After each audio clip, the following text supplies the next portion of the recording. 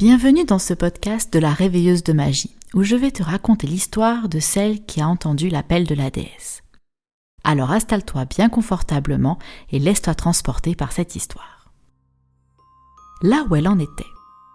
C'est au cœur d'une grande ville que commence cette histoire, où nous découvrons une femme pleine d'énergie, s'activant et s'affairant de toutes parts, avec la même intensité que cela soit dans son travail, dans sa vie de famille et dans sa vie personnelle.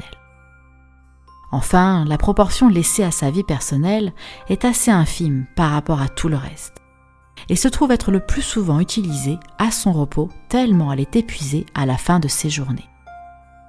Ainsi, pas de place ni d'énergie pour faire des activités qui lui plaisent, et qui n'ont d'autre utilité que de lui faire plaisir. Et oui, dans son esprit, le plaisir n'a de place que si cela sert à quelque chose, et surtout ne peut être accordé que si elle a bien fini tout son travail.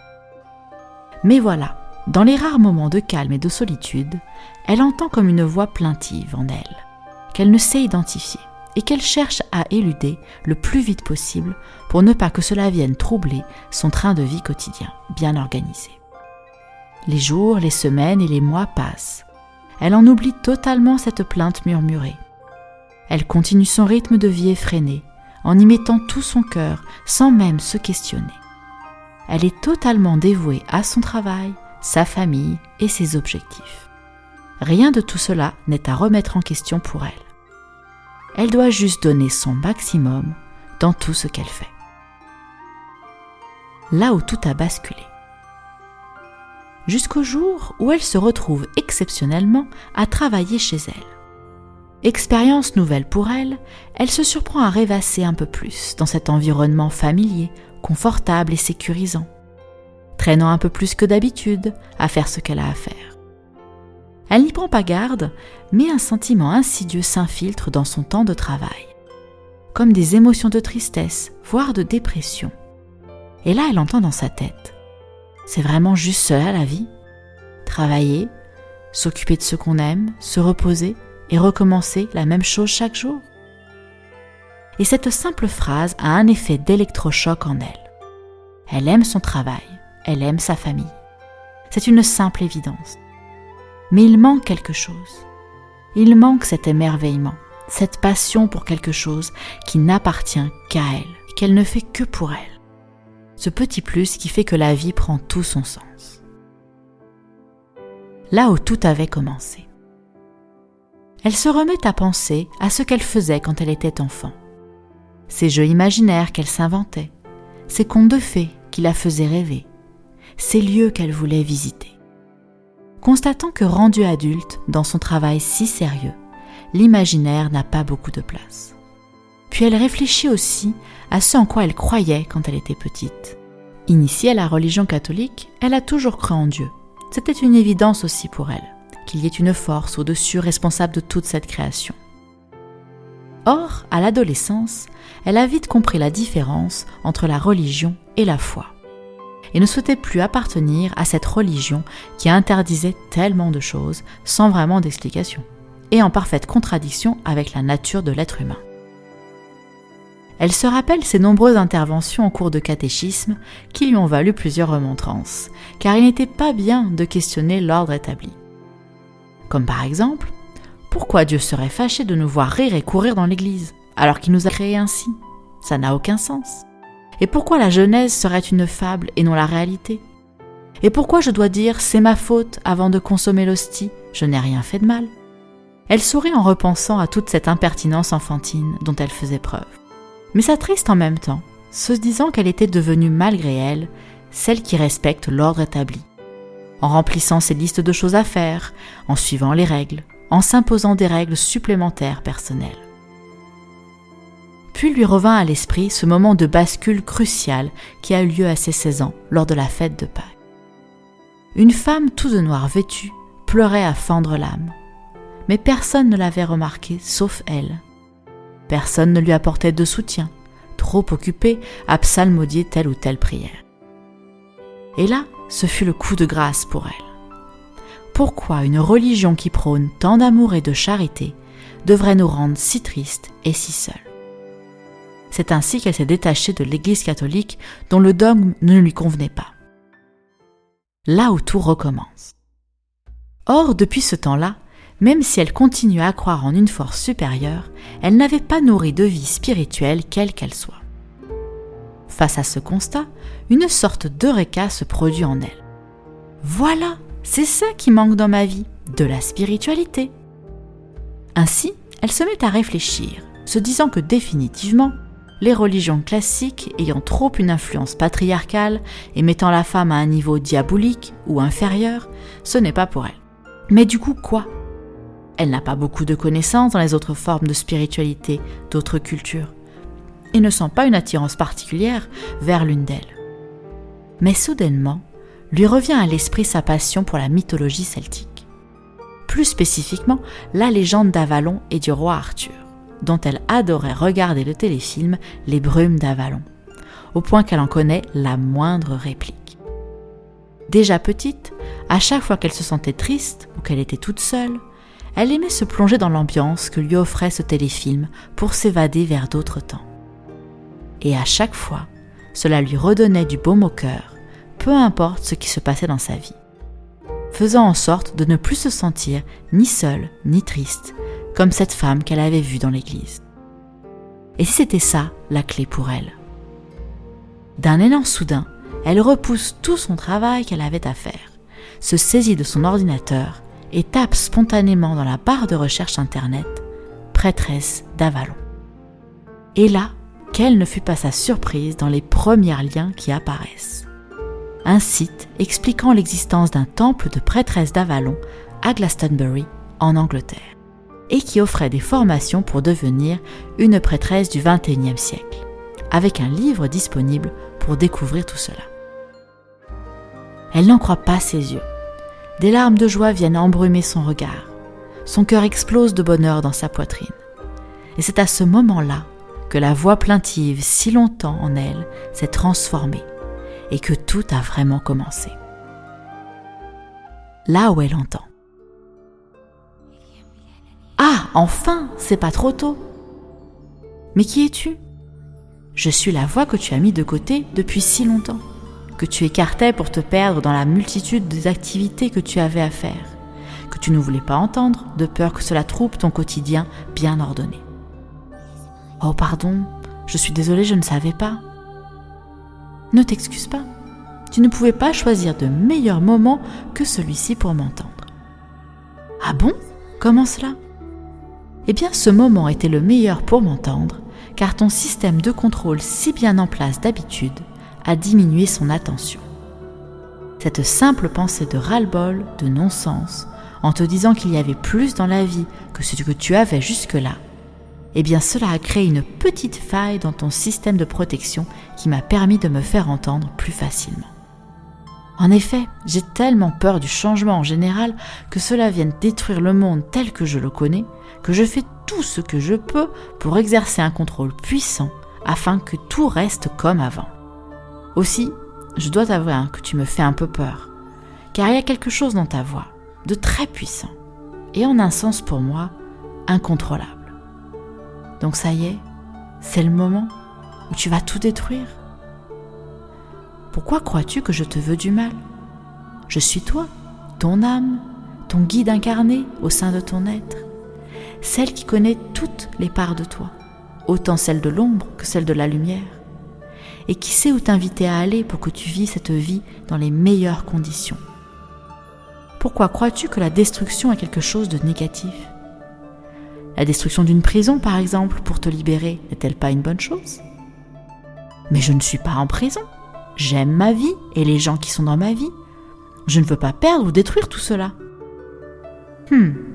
Es-tu bien sûr que cette vie te satisfait vraiment telle qu'elle est ? Pourquoi alors cette pensée que tu as eue ? C'est vraiment juste ça la vie ? Pourquoi cette recherche sur les prêtresses d'Avalon et cette recherche d'une spiritualité qui te convient ? Oui, mais cela ne détruit rien. Cela rajoute simplement à la vie que j'ai déjà. Pas besoin de détruire quoi que ce soit. Je peux juste nourrir cette partie spirituelle sans que rien ne change afin d'avoir un espace où m'évader. Ah, et alors en quoi cela te permettra d'apaiser ton sentiment de manque de sens dans ta vie. Tu vas t'évader dans ce monde spirituel, puis revenir à ton quotidien sans faire le lien entre les deux. Ainsi, petit à petit, le schisme va s'agrandir, au point que tu ne voudras plus revenir dans ta réalité, car le monde spirituel est tellement plus agréable. Penses-tu que tu te sentiras mieux dans ta vie ainsi ? J'avais pas pensé à ça. Mais du coup, comment faire alors ? Tout simplement en alliant ces deux mondes, en amenant dans ta réalité quotidienne les enseignements que tu reçois dans les mondes spirituels. Cela signifie autoriser le changement à rentrer dans ta vie. Plutôt que d'y voir la destruction et la mort, vois la transformation et la sublimation de ton monde. Oui, des choses vont disparaître de ta vie pour faire de la place à toutes ces nouvelles choses qui vont l'embellir, au-delà même de ce que tu peux imaginer. Mais rassure-toi, les choses qui sont essentielles et qui nous font vibrer ne disparaîtront jamais. Elles vont s'épanouir encore plus, car tu seras toi-même plus épanoui. Ça a l'air simple quand tu me le dis, mais je vois vraiment pas par où commencer. Comme toujours, par le commencement, un pas à la fois, pour s'assurer que ton système de protection ne se mette pas en alerte maximale, nous empêchant de faire entrer une quelconque nouveauté ou de transformer quoi que ce soit. Et tu sais déjà en fait par où commencer, car je t'ai soufflé l'inspiration et tu l'as entendu. Le livre sur les prêtresses d'Avalon au XXIe siècle que tu as trouvé dans tes recherches. Mais ça n'a pas d'intérêt de se plonger dans ce monde imaginaire et mythologique. En quoi cela va me servir dans ma vie de tous les jours ? Et voilà, système de protection activé. Bon, essayons de désamorcer un peu ce système. Comme je suis toi, je sais exactement ce que tu aimes et ce qui te fait vibrer. Tu admires cet ancien culte des prêtresses d'Avalon à la grande déesse, la mère de toute vie. Tu as l'impression d'avoir déjà vécu là-bas, à cette époque. Et tous ces enseignements du passé, tels que le soin par les plantes, par l'énergie, le rythme des saisons avec la roue de l'année, les secrets des lois de la nature, tout cela te fascine et tu aimerais bien l'apprendre de nouveau. De nouveau ? Mais je ne connais pas tous ces savoirs. Mais si tu les connais, tu les as déjà appris dans une autre vie. Et j'en sais quelque chose, j'y étais. Tu as tout simplement oublié comment t'en servir. Mais tu peux réapprendre et réveiller toute cette sagesse et cette puissance endormie. Bon ok, mettons. Mais tu n'as pas répondu à ma question. À quoi cela va me servir dans mon quotidien ? Ah, le mental a encore besoin d'un petit peu de nourriture pragmatique à ce que je vois. Bon, alors voilà. En reparcourant ce chemin, des prêtresses d'Avalon, de la mythologie celtique, de cette spiritualité vers laquelle tu veux t'ouvrir, tu vas découvrir qui tu es dans ton entièreté et ces talents uniques en toi qui sommeillent tout au fond de toi. Tu vas te libérer des carcans et des fausses croyances qui limitent tes capacités dans ta vie actuellement. Tu vas apprendre à utiliser les anciennes sagesses pour redevenir actrice de ta santé, de ton bien-être et de tes choix. Tu vas élucider les secrets de la nature et ne faire plus qu'un avec elle. Bref, tu vas devenir souveraine de ta vie et partager au monde ce que tu es né pour être. Qu'en dis-tu ? Prête pour faire le premier pas sur ce chemin de ta souveraineté ? Oh oui alors ! Ah, quelle vibrance, j'adore ça ! C'est toujours ce grand oui que je t'invite à suivre, quels que soient les choix qui se présentent à toi. Il est temps pour toi de suivre cette voie de la déesse et de renouer avec cet héritage d'Avalon. Vas-y, je suis à tes côtés et je serai là dès que le doute ou la peur pointe pour t'apporter le réconfort dont tu as besoin et pour te rappeler pourquoi tu fais ce que tu fais. Là où elle suit la voie de la déesse. Et sans plus attendre, la jeune femme commanda cet ouvrage qui fut une puissante révélation. Elle est retournée sur l'île d'Avalon en parcourant de nouveau ce cheminement de prêtresse, autant par les expériences méditatives, des apprentissages, des formations, que par la visite de la ville de Glastonbury en Angleterre, lieu présumé de l'existence de cette île. Et oui, c'était comme revenir chez soi, sentir une appartenance, une reconnaissance, une puissance sans égale. Pendant de nombreuses années, elle a vécu des expériences spirituelles fabuleuses qui lui ont permis de découvrir qui elle était vraiment. Elle a réappris ce qu'elle savait déjà au fond de son âme, comme la vision holistique de la santé, l'art de la guérison par l'énergie, par les plantes, les secrets du féminin, le fonctionnement de la nature et comment travailler avec elle, l'art de communiquer avec les mondes subtils, et tellement d'autres apprentissages inestimables pour ne faire plus qu'un avec la nature et surtout sa propre nature. Et elle a constaté la transformation de sa vie, incluant tous ces apprentissages dans son quotidien, en les adaptant à sa vie moderne. Sa vie est devenue plus riche de sens, plus riche de tellement de choses, matérielles comme immatérielles. Comme son âme lui avait dit, elle a transmuté tout ce qui la limitait sans rien perdre de ce qui était essentiel à sa vibrance. Elle a découvert à quel point tous ces aspects essentiels à sa vie ont pris une nouvelle dimension qu'elle n'aurait pas pu prévoir. Elle continue de parcourir ce chemin, car c'est celui de toute une vie. Le chemin de la connaissance de soi, le chemin de l'épanouissement, le chemin de la pure joie d'être au monde et de s'émerveiller de tous ses possibles. Bien sûr, elle a traversé des hauts et des bas et en traverse encore. Des moments de pure révélation, des expériences spirituelles d'une intensité fabuleuse, mais aussi des confrontations à ses peurs les plus profondes, des doutes et des remises en question. La vie est ainsi faite. Ce qui compte, c'est qu'elle s'est toujours relevée, car au fond d'elle, la voix de son âme vibrait en continuant de lui murmurer « Tu es sur le bon chemin, continue ». Là où elle est aujourd'hui. Aujourd'hui, elle est arrivée à une nouvelle étape de son chemin. Elle est prête à lever le voile, car elle a compris qu'il était temps de quitter ce sanctuaire protecteur d'Avalon et de le faire découvrir à son tour à d'autres femmes, de faire renaître la magie dans le monde. Elle est prête à accompagner ces femmes perdues dans la brume de leur quotidien, qui entendent de temps en temps, au fond d'elles, cet appel de leur âme, elles aussi. Elle est prête à leur montrer le chemin au travers de ces brumes pour retourner à Avalon, cœur de la magie du monde et sanctuaire du féminin sacré, afin de recevoir les guérisons dont elles ont besoin et d'acquérir toutes ces compréhensions, ces enseignements et ces sagesses.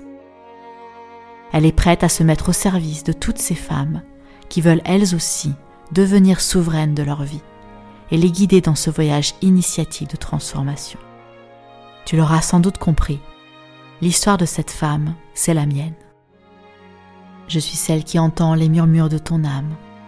Je suis celle qui soigne tes maux grâce aux alliés et énergies de la nature. Je suis celle qui t'apprend comment utiliser les anciennes sagesses. Je suis celle qui te guide et te soutient à chaque pas sur ton cheminement. Je suis celle qui te fait entendre la voix de la déesse. Je suis une prêtresse d'Avalon. Et si c'était ton tour maintenant de cheminer sur ta voix de la déesse? Cette histoire t'a inspiré, cela a résonné en toi et tu te demandes comment tu peux entendre et suivre cette voix de la déesse pour toi. Eh bien, je t'invite à consulter les liens sous la description de cette vidéo pour commencer à faire le premier pas, à oser ce cheminement vers ta souveraineté. Je me ferai une joie d'être ton guide pour cela. À très vite!